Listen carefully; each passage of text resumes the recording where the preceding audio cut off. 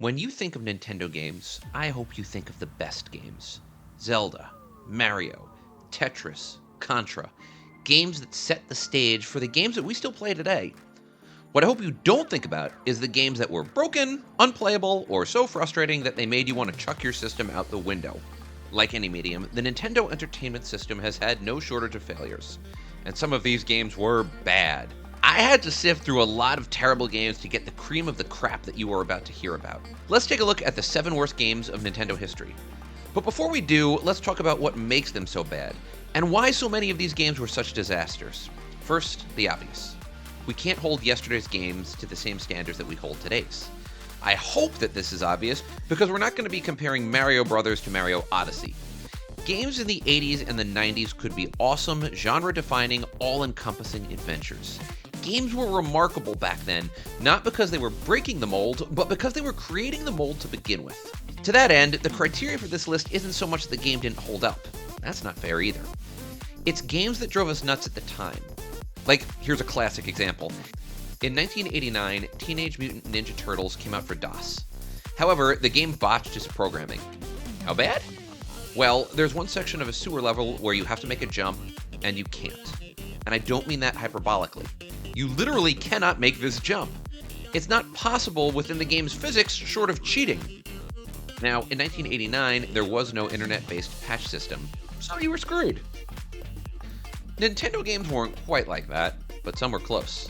For example, let's start with Tag Team Wrestling. This is one of many NES ports of an arcade game, and it's one of many examples where the port didn't translate to the Nintendo. For starters, there are only 4 wrestlers. You don't even get the illusion of picking a team. You are always just the Ricky Fighters, where you play as Ricky or Ultra Machine. The other team is the Strong Bads. Props to all Homestar Runner fans. There are a series of tournaments where you wrestle, and by wrestle, I mean do this. Over. And over. Again. Okay, that's not exactly true. Often you'd have to hit the strong bad guy and you'd fall out of the ring. You have the option to tag your teammate in, and then you play as the other guy, but there's no difference in players.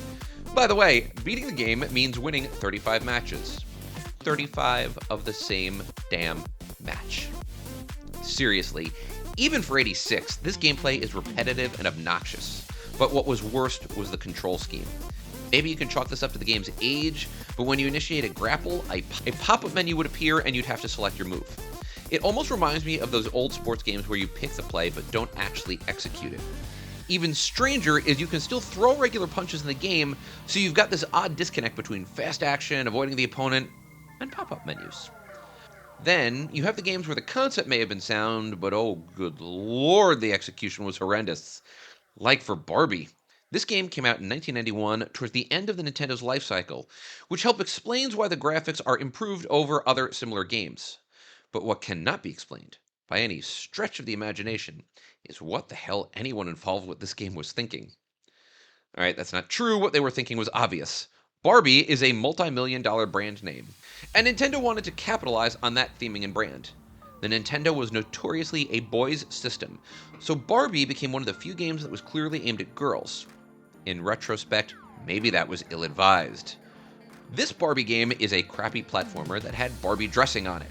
As Barbie, you dream that you have nothing to wear to the ball, and you have to travel to different stages to collect accessories before your big evening with Ken.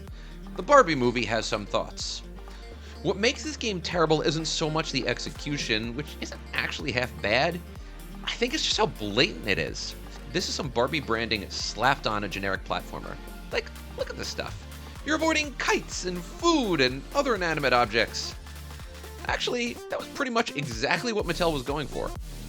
As noted by From Barbie to Mortal Kombat, Gender and Computer Games, Mattel straight up did not care how the game worked.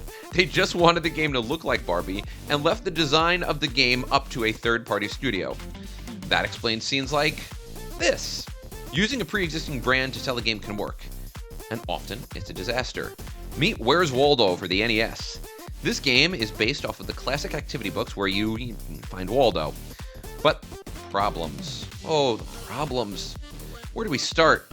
The game has 8 levels, but the color scheme varies, which means that the way Waldo looks also varies. And in a book where you're trying to find a character, I don't know, maybe the character should always look the same?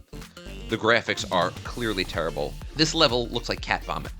The game is from 1991. Super Nintendo came out barely a year later. To break up the feel of the game, developers added a few mini-games, like a slot machine. Not sure why that was a good idea. Oh, and there's one level where you have to find Waldo in the dark. Fun. And then there's this transition between levels. Let's watch, shall we? Alright, fine. It's too long. Were people really that patient in 91? Reviews were terrible, and rightly so. Even by the standards of the time, this game was a catastrophe. And here's the hilarious thing. This game was developed by Bethesda, the same studio that produced Elder Scrolls and Fallout. An interview with Randy Linden, one of the developers of the game, shed light on the problem. According to Linden, there were two programmers working on Where's Waldo at the time, himself and Paul Coletta. But they were also working on Dragon's Lair, another game for the Nintendo that famously bombed. So their attention was split. Adding to the problems is that the game's graphics had to be created with a bitmap tool that allows for randomization. That explains why the game looks like this. One of the more popular sources of bad games were literature or movie adaptations. Programmers try to take an existing property and jam it into a video game style. That can be seen in our next two games. First, we have Dr. Jekyll and Mr. Hyde, and I really want to start with a question. Who the hell thought this was a good idea? What did the marketing research look like on this game?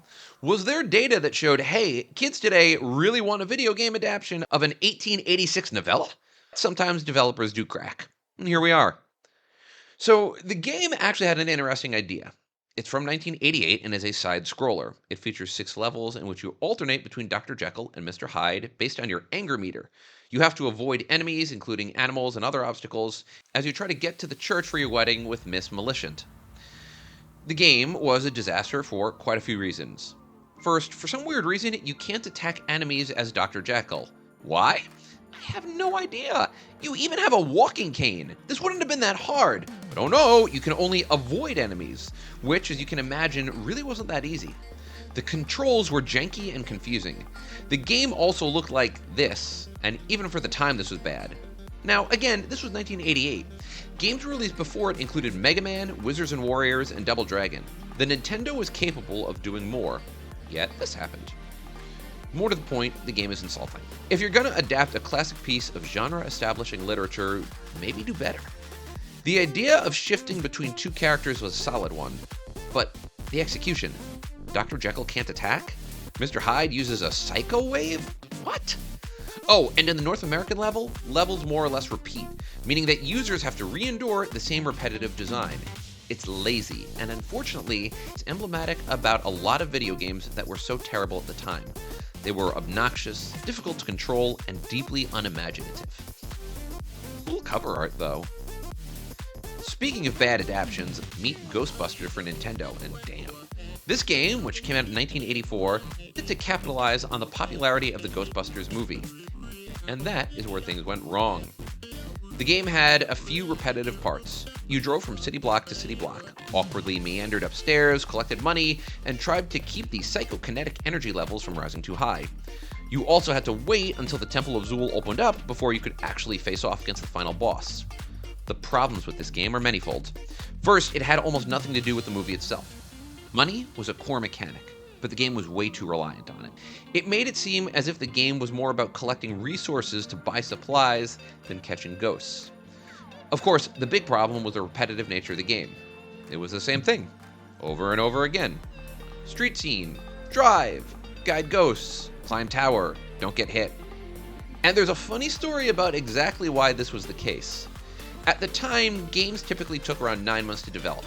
Tom Lopez, vice president of product development at Activision, told the development team that they actually had 6 weeks. The end result? This game was cribbed from another game. David Crane, the lead developer of Ghostbusters, was working on a game called Car Wars. Like Ghostbusters, it made you earn money to buy resources that would enable you to succeed. So, with only 6 weeks, rather than start from scratch, Crane and company did what anyone would have done in this untenable situation. They jammed a square peg into a round hole and cannibalized Car Wars into Ghostbusters. That explains why this game is so disconnected from the movie. It was never designed to be Ghostbusters to begin with. It also explains why the game was so repetitive. Crane wanted to add more enemies and more accessories, but he ran out of time. Now, what's kind of interesting about this game is it did pretty well at the time. It sold well, and many ports, including those for the Commodore and Atari 2600, were reviewed well. However, those versions of the game came out in 1984. When the Nintendo version came out, it was a critical and commercial bomb. The graphics were dated, the game was much harder, and there were a ton of very famous spelling and grammar mistakes.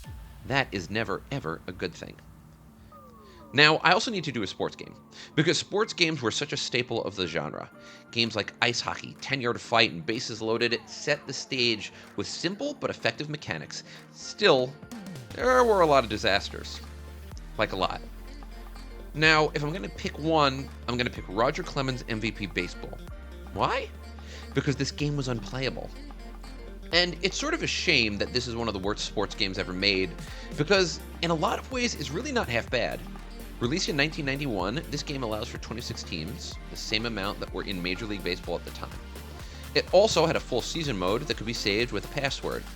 The graphics were relatively sharp, there were different players and player names, and since the game didn't have the license to use any names other than Roger Clemens, some of the player names were hilarious. See Raspberry for Darryl Strawberry.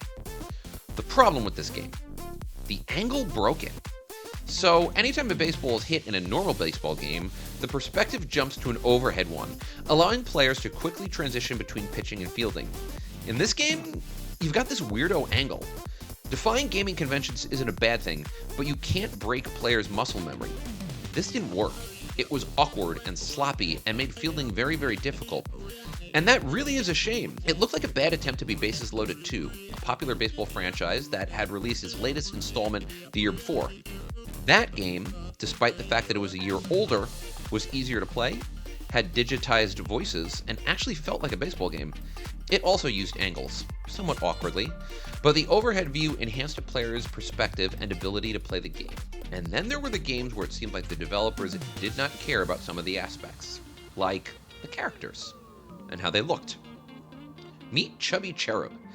In this 1986 game from Bandai, you play as this chubby little guy. You have to save your friends who have been kidnapped, and you do so by moving across 12 levels, avoiding dogs. You can fly, but there's a limited flying meter. See a dog? Fling a heart at it. Alright? The problems here are the graphics. Even for 86, they look like a game a child made.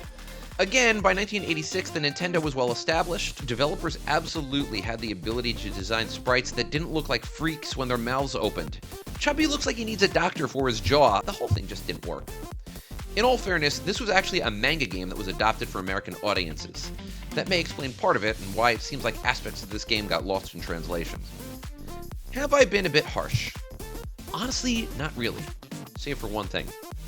If you enjoy modern games, you are used to broken games, or at least games that start broken. Take games like No Man's Sky or Cyberpunk. They started out as broken messes, and thanks to dedication and commitment, patches made them legends. Old school games like this never had that option. So yes, history is important to keep in mind. Okay, but seriously, Barbie, what the hell is this? Why am I avoiding a pizza? What were you thinking? What kind of stupid bullshit